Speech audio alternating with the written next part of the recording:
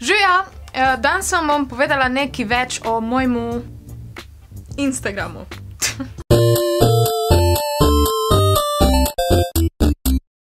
Ok, dobila sem že nekaj vprašanj glede mojega Instagrama, kako urejam fotke, kaj uporabljam za fotografijo. In sem se odločila, da bom naredila en tak malo bolj video, kjer vam povem, kako moje fotke nastajajo. Če vas zanima, kak je moj Instagram, ga imate tukajle, teda pejte me followet, prosim, hvala. Začela bom kar pri prvi stvari, to je v bistvu hardware, oziroma moja strojna oprema, ki jo uporabljam za slikanje fotk na Instagramu. Nekateri pravijo, da rabiš vedno najboljši fotoaparat, ni ga čez DSLR, v glavnem veliko tega sem že slišala, ampak naj vam izdam eno skrivnost. Večina fotk, ko jih vidite na mojemu Instagramu, so slikane z... Ja, ok, sicer vem, da imam iPhone 10, ki ima zelo dobro kamero, ampak če imaš občutek za fotografijo, lahko slikaš z vsem. Tudi z svojim starim Samsung Galaxy Note 3, ko se je dalo ful lepe fotke narediti. Teda ja, pač občutek moraš imeti za to, ki pa se ga tudi da naučiti. Kaj? Moraš imeti občutek za to, za te stvari, ki se jih da tudi naučiti. Ja. Zdaj, da vam dam kar eno primerjavo, kakve so moje fotke z temle fotoaparatom, s katerim vse snemam, tole je Nikon D5500, zgleda nekaj tak. Pač fotke zgledajo, tole je primerjava, tole je fotkano na iPhonu, tole pa na DSLR-u oziroma na Nikonu D5500. Oboje je v redu za na Instagram. Zdaj, če nisi res neki full fotograf, pač ne rabiš. Tako da ja, pač ne rabiš komplicirati. Jaz sem tudi včasih uporabljala kamero za fotkanje, zdaj pa uporabljam v bistvu samo še telefon, ker je ful bolj enostavno, vse fotke že imaš gor, jih daš kar direkt na Instagram. Tako da ja. Sam sebe fotkati na način, da zgleda, da se nisi sam fotkal, je dost težko, ampak imam ene par trikov, ki jih jaz uporabljam, ker večina fotk jih slikam jaz. Enostavno, ne vem, uporabiš čist čevelj z visoko peto, je ful dobro orodje, by the way, sam daš telefon noter in ga nastaviš na timer ali pa kakorkoli in se slikaš. Pol itak pomaga, če imaš, ne vem, stojalo, tako ga imam jaz, ali pa ne vem, tripod, vse to se da dosti poceni dobiti na internetu. Pa še ena ful cool stvar je, tole je tale v bistvu pop socket, poslali so mi ga spletne trgovine Gizmo in se jim res zahvaljujem, ker ful olajšajo, veliko lažje se slikaš z njim in držiš telefon v roki. Teda res hvala Gizmo za še eno takole darilo. Druga točka je software oziroma programi, ki ga uporabljaš za editanje. Nekaj cajta sem bila jaz ful obsedena z Lightroomom in vse moje fotke so bile editane v Lightroomu, ker se mi je zdelo, da rabiš veliko enih programov, s katerimi snemaš in to ni res v glavnem. Pač ja, sej ViscoCam, pa ne vem, različne druge aplikacije, tudi Lightroom so ful dobre za profesionalno fotografijo, ampak meni se enostavno to ni več dalo delati in sem ugotovila, da ima tudi Instagram noter ful dobre ene filtre in sploh ni tako težko editati. Lahko vam kar pokažem, kak jaz v bistvu zeditam fotko, tako da gremo kar snemati moj telefon, se bo pojavilo tukajle. Gremo v Instagram, evo. Zdaj lahko uploadam eno slikco, evo tole sem se prele fotkala, ker bom začela prodajati moje oblačila na Instagramu, tako da pejte si to pogledati, če je že slučajno gor. Zdaj pa izberemo eno fotko, evo recimo enega od tehle selfijev. Torej, ful pomembno je, kak ti fotko obrežeš, recimo moj poln obraz tule ni všeč, jaz bi dala mečken bi ga odrezala, torej bom mečken zamaknila in bom dala tehle, mogoče malo približala. Pa tak, da je cela obrv not, zato da ne zgleda, kot da imam unibrow. Ja.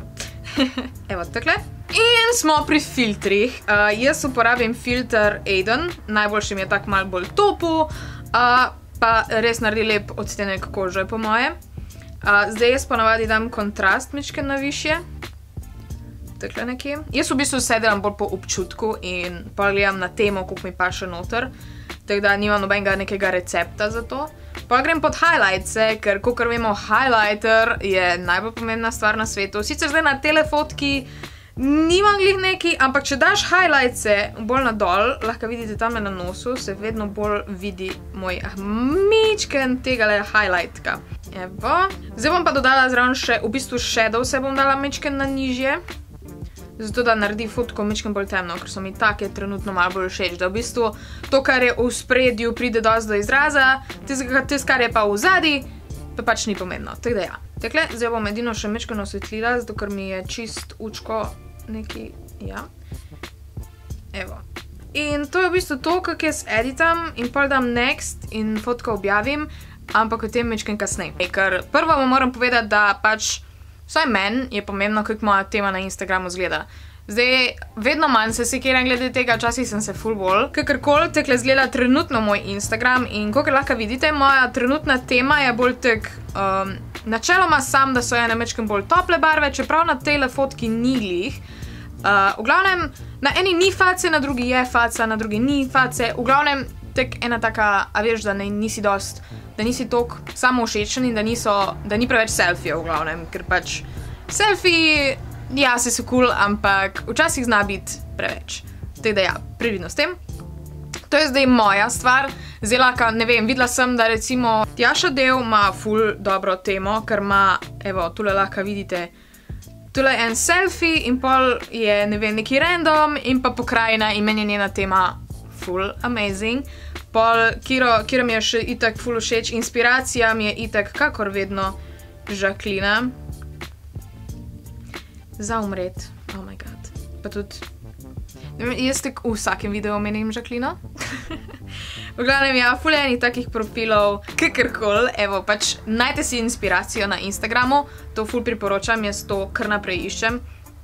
Pa tudi vi mi lahko spodaj komentirate, koga kaj spremljate na Instagramu, predvsem zato, da jaz pa dobim kako idejo za kako fotko. Ampak nadaljujmo. Pridemo do dela, ko je treba fotko objaviti. Dobila sem že sporočila, ne vem, hej, prosim, pomagaj mi, ker moj Instagram nikakor ne zraste.